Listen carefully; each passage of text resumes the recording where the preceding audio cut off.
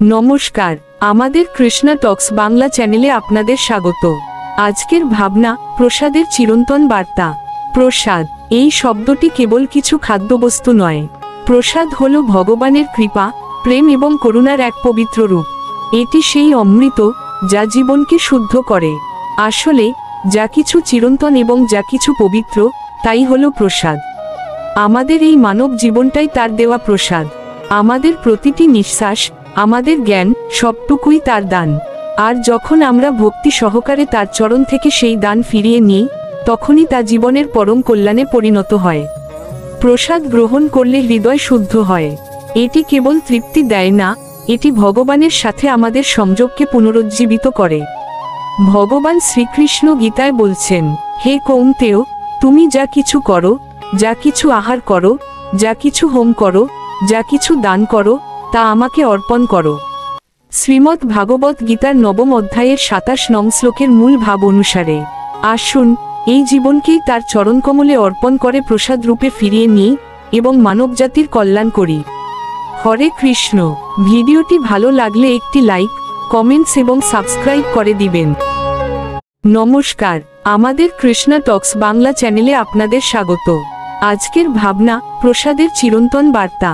প্রসাদ এই শব্দটি কেবল কিছু খাদ্যবস্তু নয়। প্রসাদ হল ভগবানের কৃপা, প্রেম এবং করুণার এক পবিত্র রূপ। এটি সেই অমৃত যা জীবনকে শুদ্ধ করে। আসলে যা কিছু চিরন্তন এবং যা কিছু পবিত্র, তাই হল প্রসাদ। আমাদের এই মানব জীবনটাই তার দেওয়া প্রসাদ।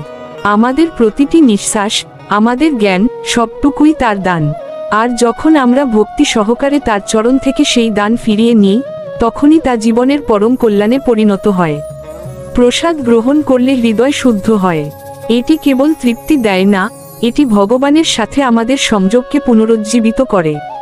ভগবান শ্রীকৃষ্ণ গীতায় বলছেন, হে কৌন্তেয়, তুমি যা কিছু করো, যা কিছু আহার করো, যা কিছু হোম করো, যা কিছু দান করো, তা আমাকে অর্পণ করো। শ্রীমদ্ ভাগবত গীতার 9ম অধ্যায়ের 27 নং শ্লোকের মূল ভাব অনুসারে আসুন এই জীবনকেই তার চরণকমলে অর্পণ করে প্রসাদ রূপে ফিরিয়ে নিই এবং মানবজাতির কল্যাণ করি। হরে কৃষ্ণ। ভিডিওটি ভালো লাগলে একটি লাইক, কমেন্টস এবং সাবস্ক্রাইব করে দিবেন। নমস্কার, আমাদের কৃষ্ণা টক্স বাংলা চ্যানেলে আপনাদের স্বাগত। আজকের ভাবনা, প্রসাদের চিরন্তন বার্তা। প্রসাদ এই শব্দটি কেবল কিছু খাদ্যবস্তু নয়। প্রসাদ হল ভগবানের কৃপা, প্রেম এবং করুণার এক পবিত্র রূপ। এটি সেই অমৃত যা জীবনকে শুদ্ধ করে। আসলে যা কিছু